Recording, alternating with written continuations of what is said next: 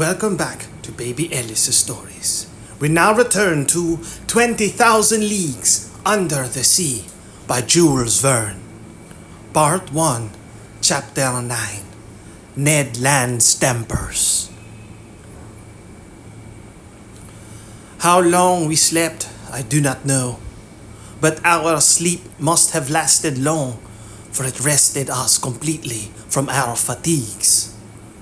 I woke first. My companions had not moved, and were still stretched in their corner. Hardly roused from my somewhat hard couch.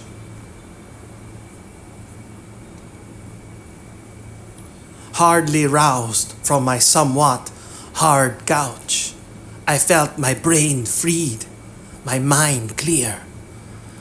I then began an attentive examination of our cell. Nothing was changed inside. The prison was still a prison. The prisoners. However, the steward, during our sleep, had cleared the table. I breathed with difficulty. The heavy air seemed to oppress my lungs.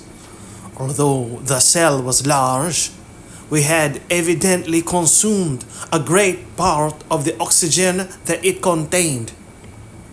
Indeed, each man consumes in 1 hour the oxygen contained in more than 176 pints of air. And this air, charged as then with a nearly equal quantity of carbonic acid, becomes unbreathable. It became necessary to renew the atmosphere of our prison, and no doubt the hole in the submarine boat. That gave rise to a question in my mind. How would the commander of this floating dwelling place proceed? Would he obtain air by chemical means? In getting by heat,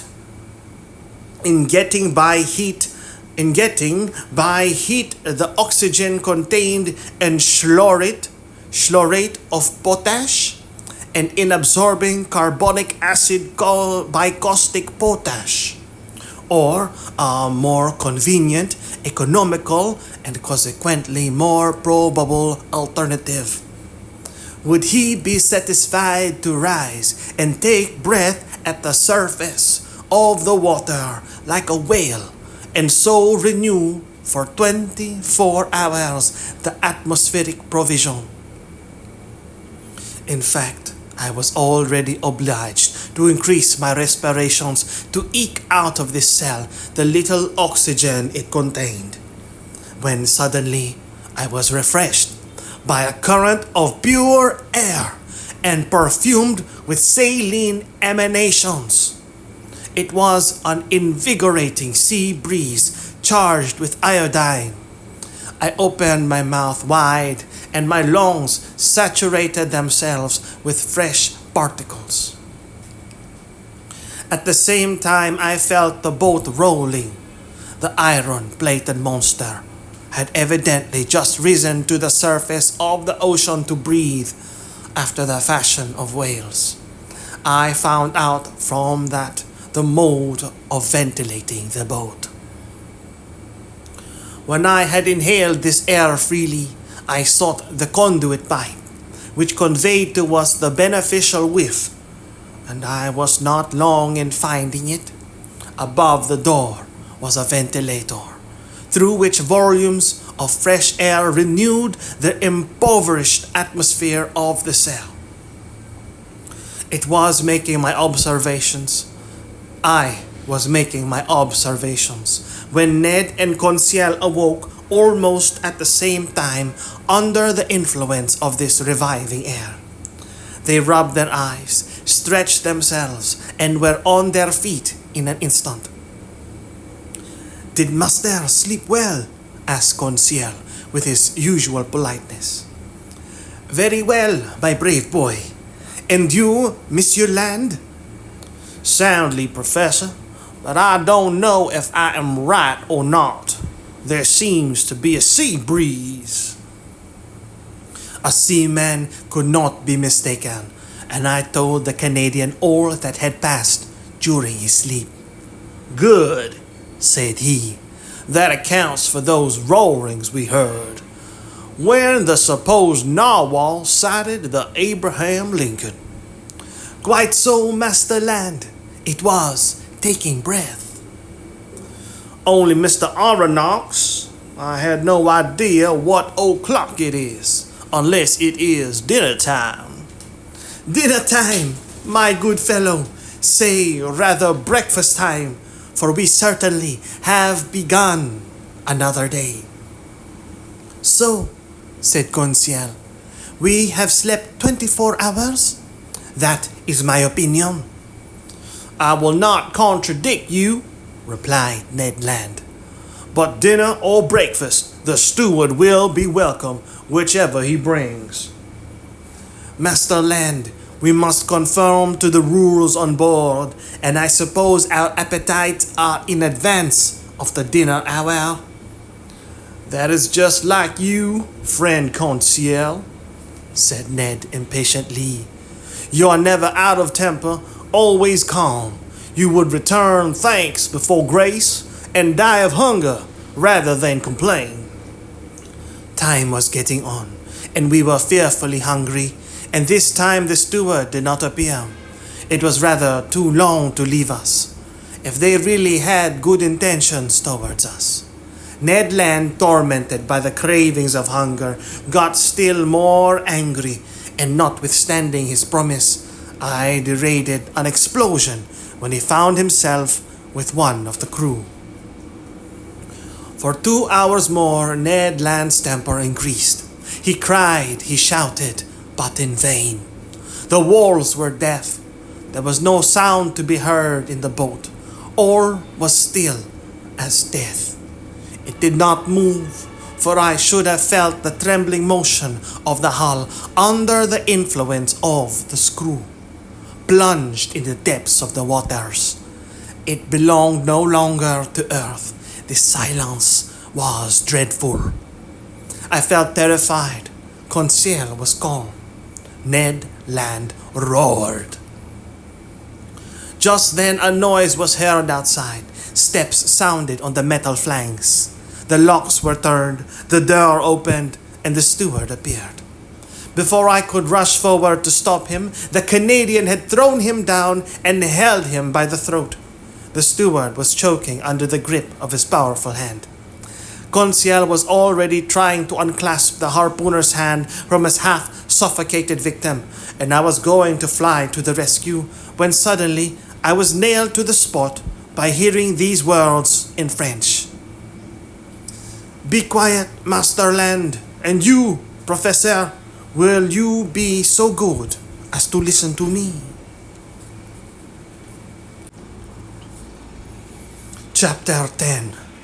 The Man of the Seas.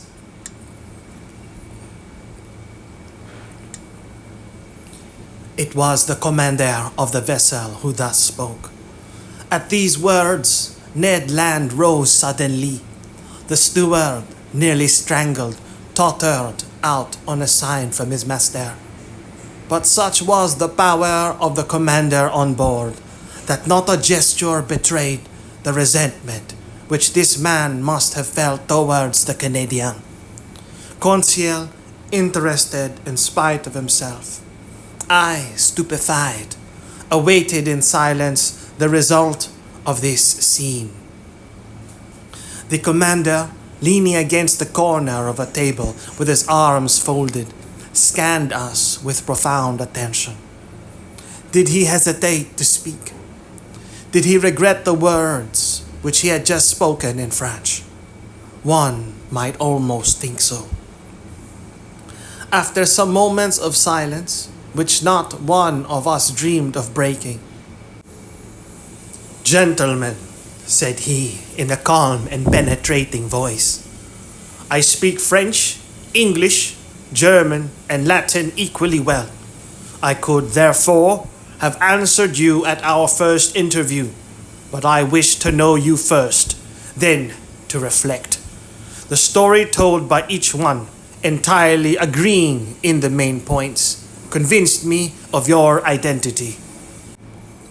I know now that chance has brought before me Monsieur Pierre Aranox, professor of natural history at the Museum of Paris, entrusted with a scientific mission aboard, Conseil his servant, and Ned Land of Canadian origin, harpooner on board the frigate Abraham Lincoln of the Navy of the United States of America. I bowed assent. It was not a question that the commander put to me. Therefore, there was no answer to be made. This man expressed himself with perfect ease, without any accent. His sentences were well turned, his words clear, and his fluency of speech remarkable. Yet I did not recognize in him a fellow countryman. He continued the conversation in these terms. You have doubtless thought, sir, that I have delayed long in paying you this second visit.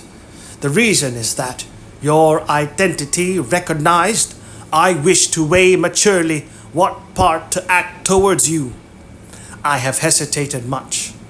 Most annoying circumstances have brought you into the presence of a man who has broken all the ties of humanity. You have come to trouble my existence. Unintentionally, said I. Unintentionally, replied the stranger, raising his voice a little. Was it unintentionally that the Abraham Lincoln pursued me all over the seas? Was it unintentionally that you took passage in this frigate? Was it unintentionally that your cannonballs rebounded off the plating of my vessel? Was it unintentionally that Mr. Ned Land struck me with his harpoon? I detected a restrained irritation in these words, but to these recriminations I have a very natural answer to make, and I made it. Sir, said I, no doubt you are ignorant of the discussions which have taken place concerning you in America and Europe. You do not know that divers accidents caused by collisions with your submarine machine have excited public feeling in the two continents. I omit the theories without number by which it was sought to explain that of which you alone possess the secret. But you must understand that in pursuing you over the high seas of the Pacific, the Abraham Lincoln believed itself to be chasing some powerful sea monster of which it was necessary to rid the ocean at any price. A half smile curled the lips of the commander. Then, in a calmer tone, Monsieur Aranox, he replied, dare you affirm that your frigate would not as soon have pursued and cannonaded a submarine boat as a monster? The question embarrassed me, for certainly Captain Frau Farragut might not have hesitated. He might have thought it his duty to destroy a contrivance of this kind as he would a gigantic narwhal. You understand then, sir, continued the stranger, that I have the right to treat you as enemies. I answered nothing purposely. For what good would it be to discuss such a proposition when force could destroy the best arguments? I have hesitated some time, continued the commander. Nothing obliged me to show you hospitality. If I choose to separate myself from you, I should have no interest in seeing you again. I could place you upon the deck of this vessel, which has served you as a refuge.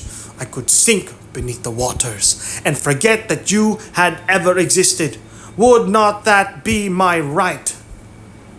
It might be the right of a savage, I answered, but not that of a civilized man. Professor, replied the commander quickly, I am not what you call a civilized man. I have done with society. I have done with society entirely, for reasons which I alone have the right of appreciating.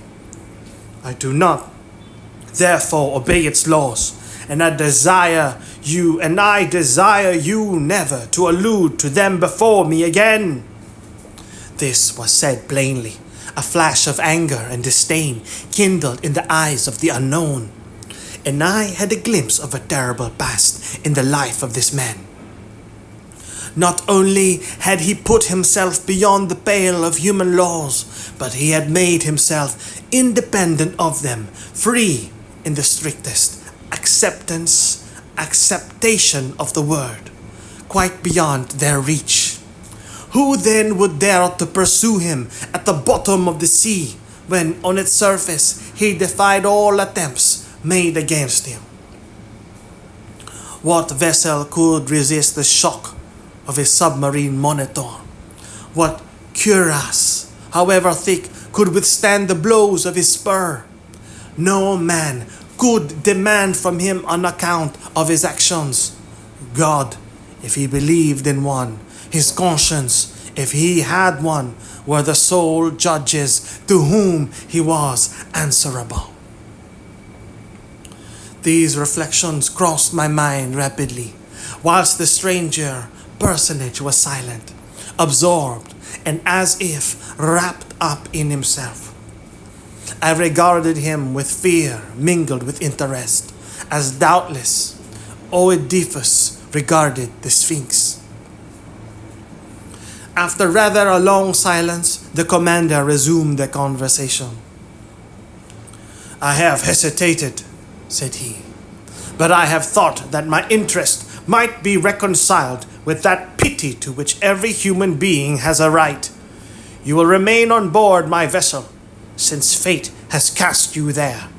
You will be free, and in exchange for this liberty, I shall only impose one single condition. Your word of honor to submit to it will suffice." "Speak, sir," I answered. "I suppose this condition is one which a man of honor may accept?" "Yes, sir, it is this. It is possible that certain events unforeseen may oblige me to consign you to your cabins for some hours or some days, as the case may be. As I desire never to use violence, I expect from you, more than all the others, a passive obedience. In thus acting, I take all the responsibility. I acquit you entirely, for I make it an impossibility for you to see what ought not to be seen. Do you accept this condition?"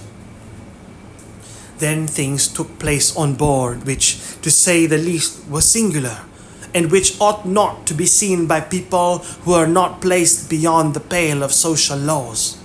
Amongst the surprises which the future was preparing for me, this might not be the least. "We accept," I answered. "Only I will ask your permission, sir, to address one question to you. One only." "Speak, sir." "You said that we should be free on board." "Entirely." "I ask you, then, what you mean by this liberty?" "Just the liberty to go, to come, to see, to observe even all that passes here save under rare circumstances. The liberty, in short, which we enjoy ourselves, my companions and I." It was evident that we did not understand one another. "Pardon me, sir," I resumed, "but this liberty is only what every prisoner has of pacing his prison. It cannot suffice us." "It must suffice you, however." "What? We must renounce forever seeing our country, our friends, our relations again?" "Yes, sir, but to renounce that unendurable worldly yoke which men believe to be liberty is not perhaps so painful as you think." "Well," exclaimed Ned Land, "never will I give up my word of honor not to try to escape." "I did not ask you for your word of honor, Master Land," answered the commander coldly. "Sir," I replied, beginning to get angry in spite of myself. You abuse your situation towards us. It is cruelty. No, sir. It is clemency. You are my prisoners of war. I keep you, when I could, by a word, plunge you into the depths of the ocean. You attacked me. You came to surprise a secret which no man in the world must penetrate, the secret of my whole existence. And you think that I am going to send you back to that world which must know me no more. Never. In retaining you, it is not your whom. In retaining you, it is not you whom I guard. It is myself. These words indicated a resolution taken on the part of the commander against which no arguments would prevail. So, sir, I rejoined, you give us simply the choice between life and death. Simply. My friends, said I, to a question thus put, there is nothing to answer, but no word of honor binds us to this master. But no word of honor binds us to the master of this vessel. None, sir, answered the unknown. Then, in a gentler tone, he continued, now, permit me to finish what I have to say to you. I know you, Monsieur Arnaud. You and your companions will not, perhaps, have so much to complain of in the chance which has bound you to my fate. You will find amongst the books which are my favorite.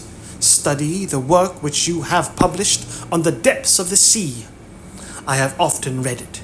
You have carried out your work as far as terrestrial science permitted you, but you do not know all. You have not seen all. Let me tell you then, Professor, that you will not regret the time passed on board my vessel. You are going to visit the land of marvels. These words of the commander had a great effect upon me. I cannot deny it. My weak point was touched, and I forgot for a moment that the contemplation of these sublime subjects was not worth the loss of liberty. Besides, I trusted to the future to decide this grave question, so I contented myself with saying, by what name ought I to address you? Sir, replied the commander, I am nothing to you but Captain Nemo, and you and your companions are nothing to me but the passengers of the Nautilus. Captain Nemo called. A steward appeared. The captain gave him his orders in that strange language which I did not understand. Then, turning towards the Canadian and Conseil, a repast awaits you in your cabin, said he. Be so good as to follow this man. And now, Monsieur Arnaud, our breakfast is ready. Permit me to lead the way. I am at your service, Captain. I followed Captain Nemo, and as soon as I had passed through the door, I found myself in a kind of passage lighted by electricity, similar to the waist of a ship. After we had proceeded a dozen yards, a second door opened before me. I then entered a dining room, decorated and furnished in severe taste. High oaken sideboards, inlaid with ebony, stood at the two extremities of the room, and upon their shelves glittered china, porcelain, and glass of inestimable value. The plate on the table sparkled in the rays which the luminous ceiling shed around, while the light was tempered and softened by exquisite paintings. In the center of the room was a table richly laid out. Captain Nemo indicated the place I was to occupy. The breakfast consisted of a certain number of dishes, the contents of which were furnished by the sea alone, and I was ignorant of the nature and mode of preparation of some of them. I acknowledged that they were good, but they had a peculiar flavor, which I easily became accustomed to. These different elements appeared to me to be rich in phosphorus, and I thought they must have a marine origin. Captain Nemo looked at me. I asked him no questions, but he guessed my thoughts and answered of his own accord the questions which I was burning to address to him. "The greater part of these dishes are unknown to you," he said to me. "However, you may partake of them without fear. They are wholesome and nourishing. For a time I have renounced the food of the earth, and I am never ill now. My crew who are healthy are fed on the same food." "So," said I, "all these eatables are the produce of the sea?" "Yes, Professor. The sea supplies all my wants. Sometimes I cast my nets in tow, and I draw them in ready to break. Sometimes I hunt in the midst of this element, which appears to be inaccessible to man, and quarry the game which dwells in my submarine forest. My flocks, like those of Neptune's old shepherds, graze fearlessly in the immense prairies of the ocean. I have a vast property there, which I cultivate myself, and which is always sown by the hand of the Creator of all things." "I can understand perfectly, sir, that your nets furnish excellent fish for your table. I can understand also that you hunt aquatic game in your submarine forests. But I cannot understand at all how a particle of meat, no matter how small, can figure in your bill of fare." "This which you believe to be meat, Professor, is nothing else than fillet of turtle. Here are also some dolphin's livers, which you take to be a ragout of pork. My cook is a clever fellow, who excels in dressing these various products of the ocean. Taste all these dishes. Here is a preserve of sea cucumber, which a Malay would declare to be unrivaled in the world. Here is a cream, of which the milk has been furnished by the Cetacea, and the sugar by the great fucus of the North Sea. And lastly, permit me to offer you some preserve of anemones, which is equal to that of the most delicious fruits." I tasted more from curiosity than as a connoisseur, whilst Captain Nemo enchanted me with his extraordinary stories. "Do you like the sea, Captain?" "Yes, I love it. The sea is everything. It covers 7/10 of the terrestrial globe. Its breath is pure and healthy. It is an immense desert, where man is never lonely, for he feels life stirring on all sides. The sea is only the embodiment of a supernatural and wonderful existence. It is nothing but love and emotion. It is the living infinite, as one of your poets has said. In fact, Professor, nature manifests herself in it by her three kingdoms: mineral, vegetable, and animal. The sea is the vast reservoir of nature. The globe began with sea, so to speak, and who knows if it will not end with it. In its supreme tranquility, the sea does not belong to despots. The sea does not belong to despots. Upon its surface, men can still exercise unjust laws, fight, tear one another to pieces, and be carried away with terrestrial horrors.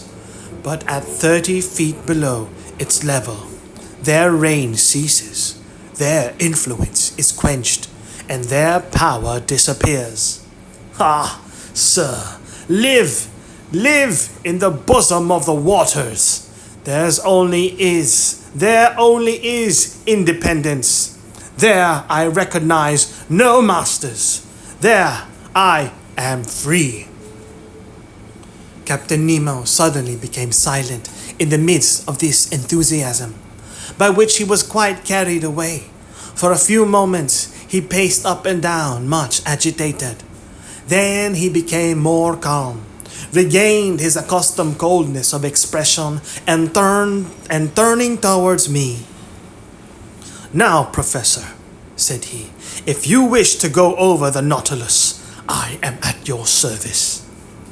Captain Nemo rose. I followed him.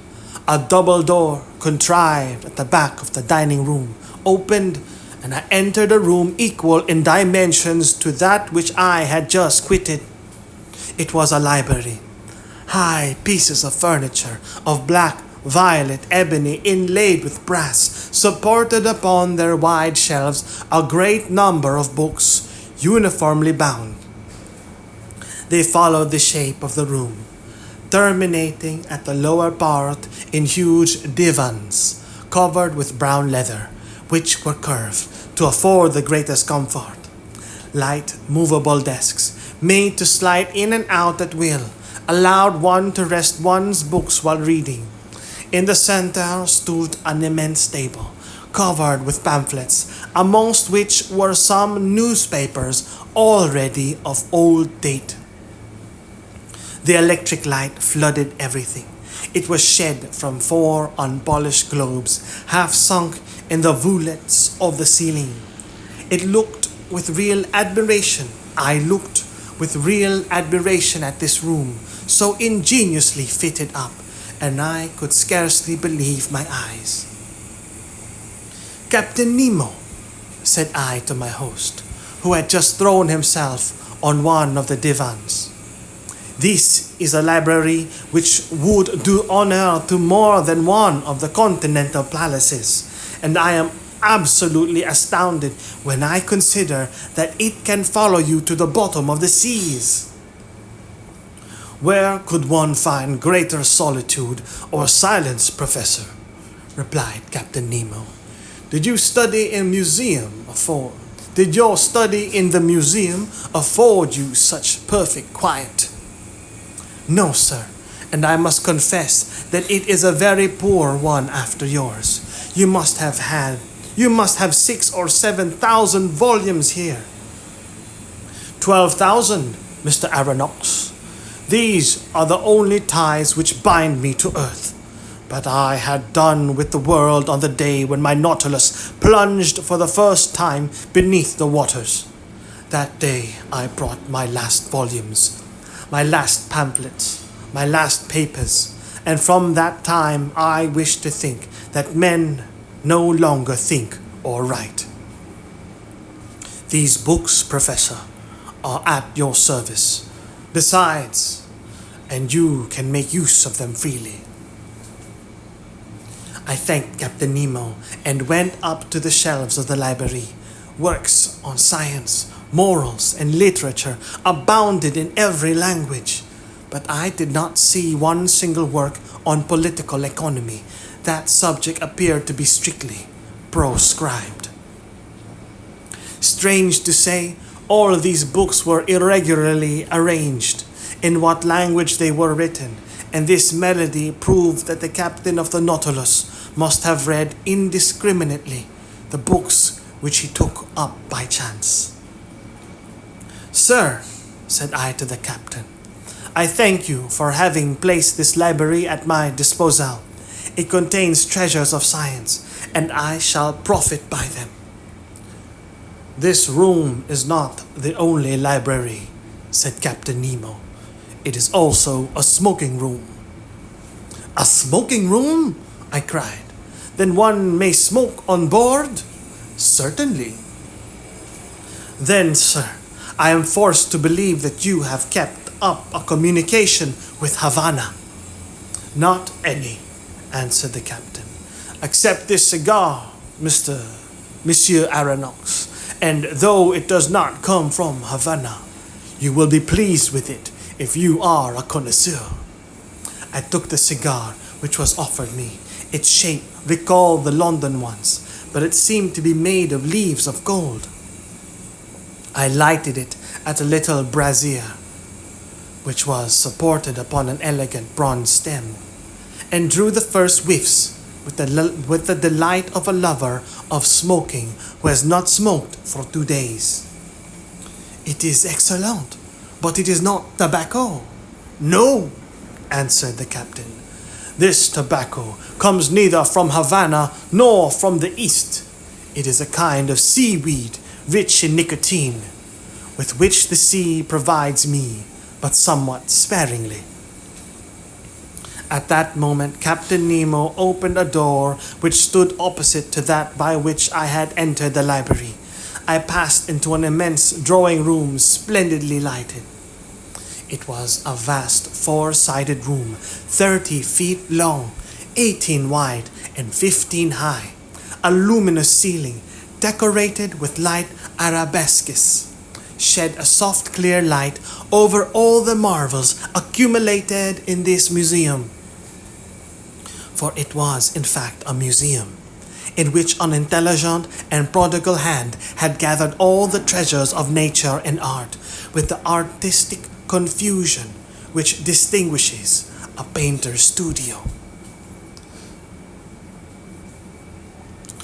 30 first-rate pictures, uniformly framed, separated by bright drapery, ornamented the walls, which were hung with tapestry of severe design.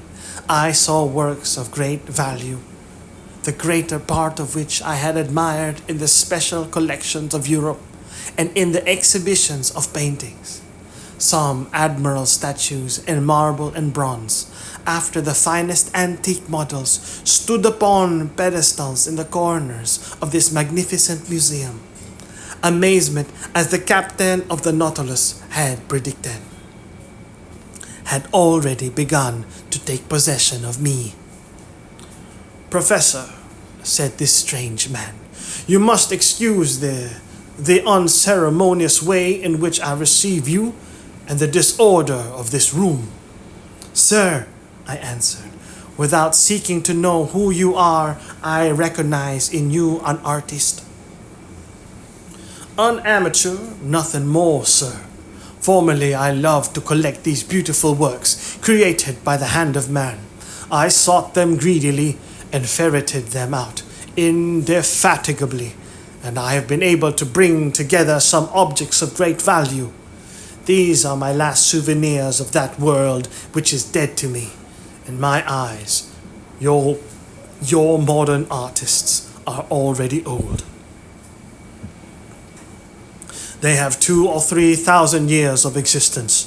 I confound them in my own mind. Masters have no age."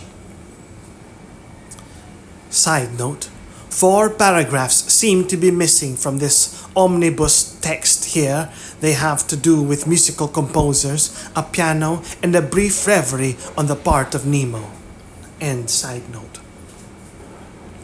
Under elegant glass cases, fixed by copper rivets, were classed and labeled the most precious productions of the sea, which had ever been presented to the eye of a naturalist.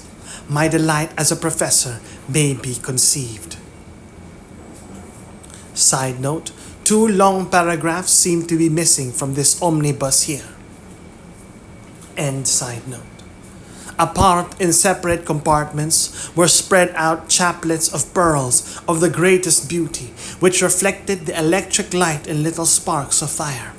Pink pearls torn from the pinna marina of the Red Sea, green pearls, yellow, blue, and black pearls, and curious productions of the divers mollusks of every ocean, and certain mussels of the water course of the north.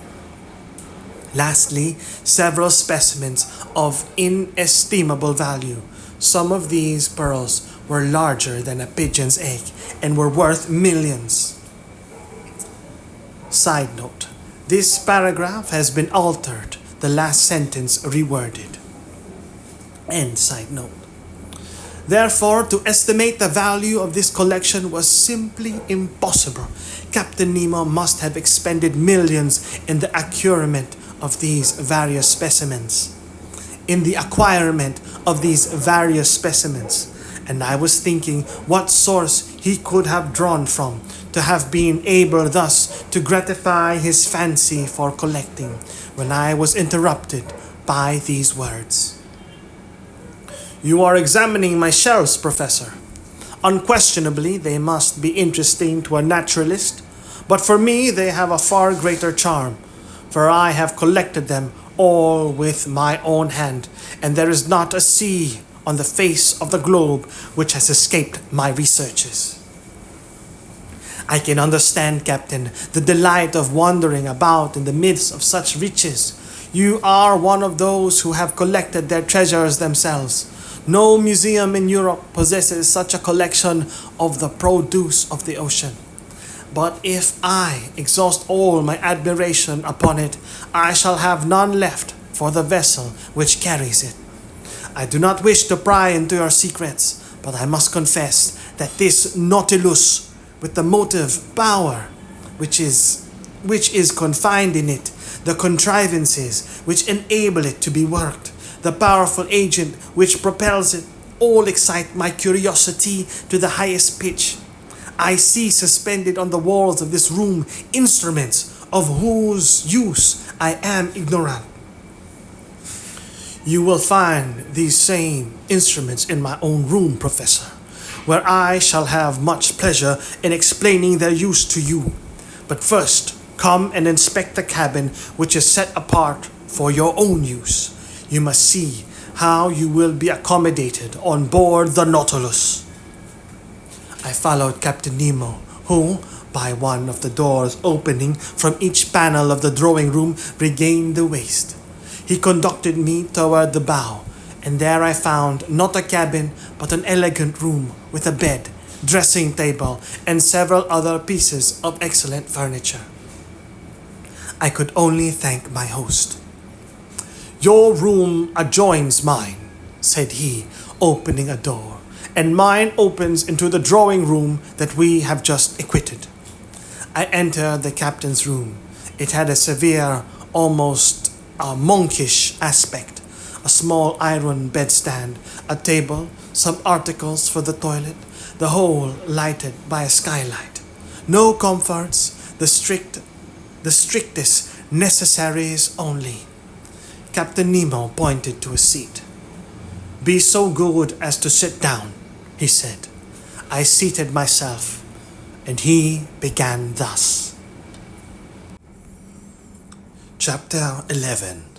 All by electricity. Sir, said the Captain Nemo, showing me the instruments hanging on the walls of his room. Here are the contrivances required for the navigation of the Nautilus. Here, as in the drawing room, I have them always under my eyes, and they indicate my position and exact direction in the middle of the ocean.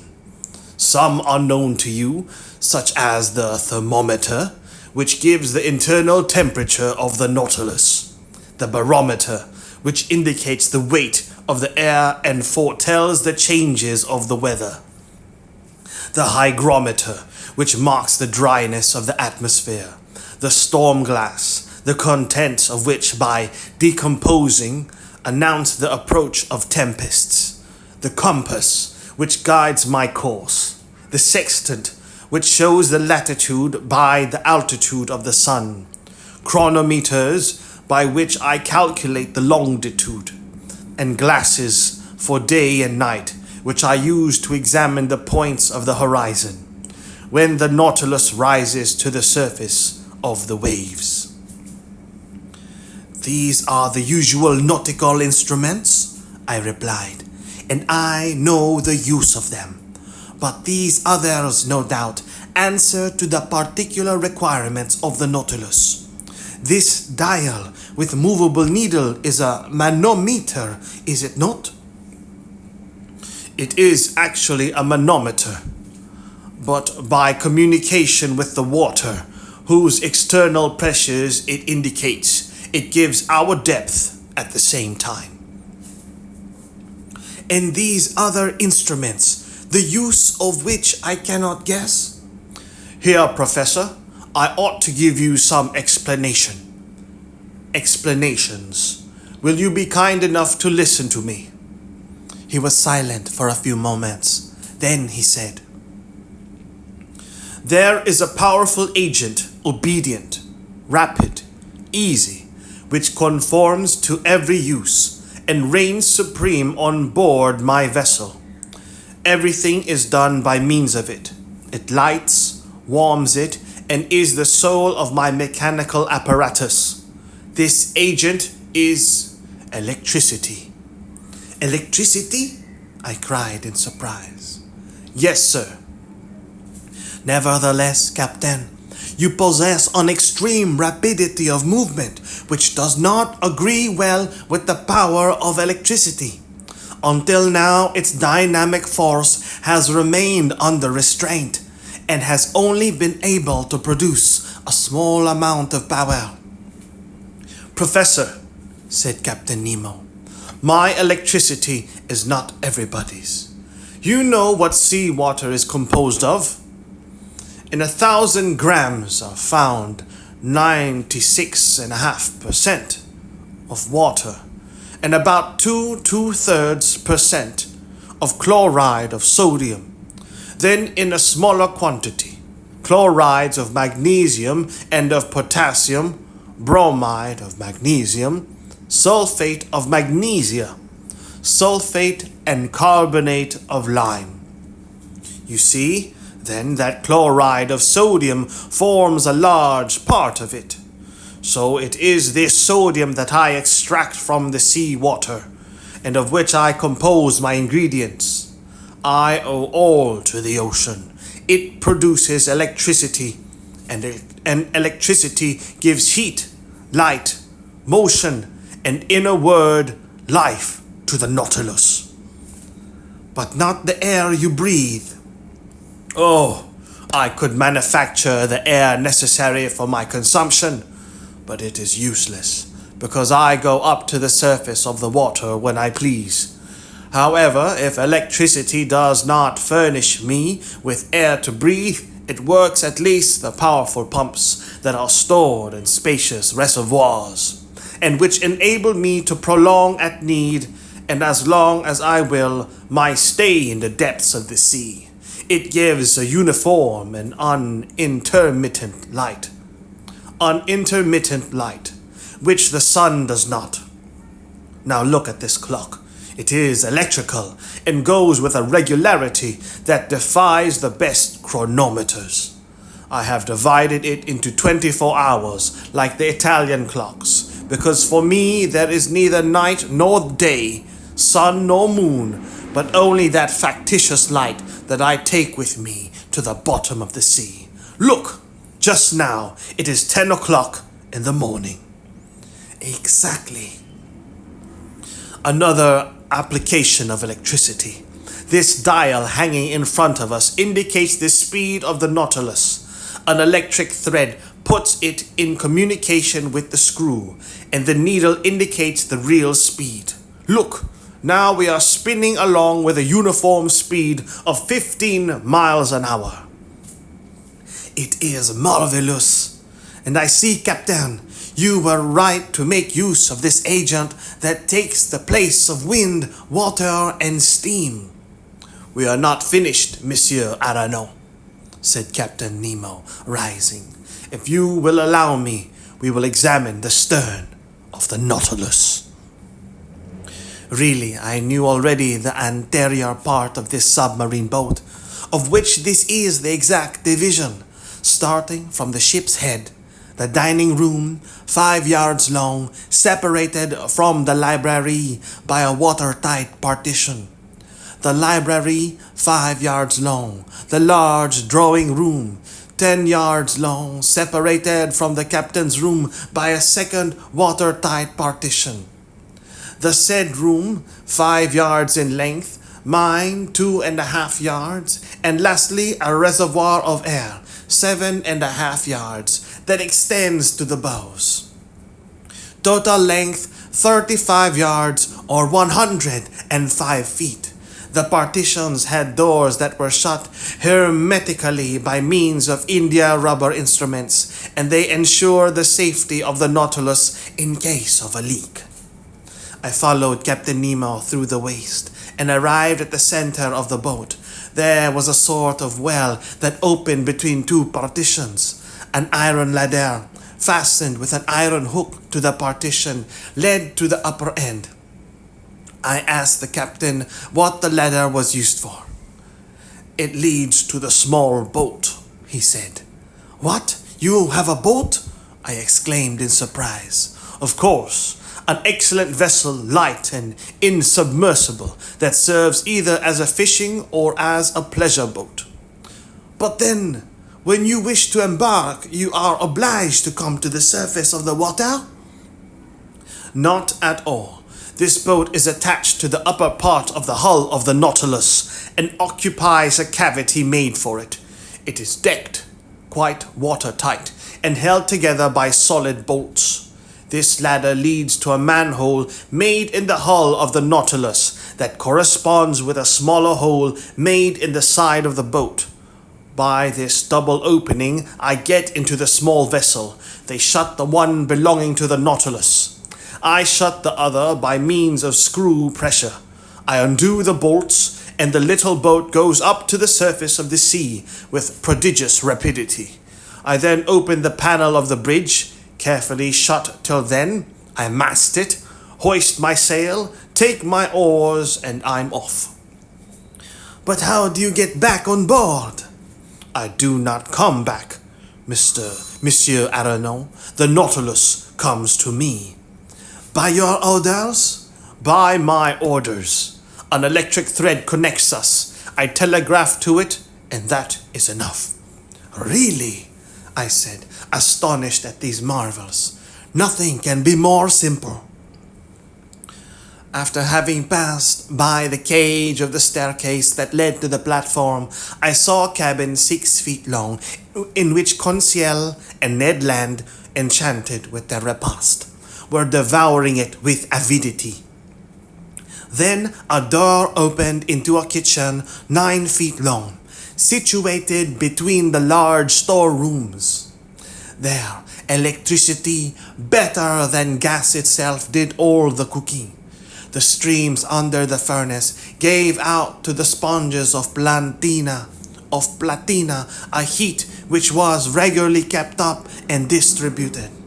They also heated a distilling apparatus, which, by evaporation, furnished excellent drinkable water.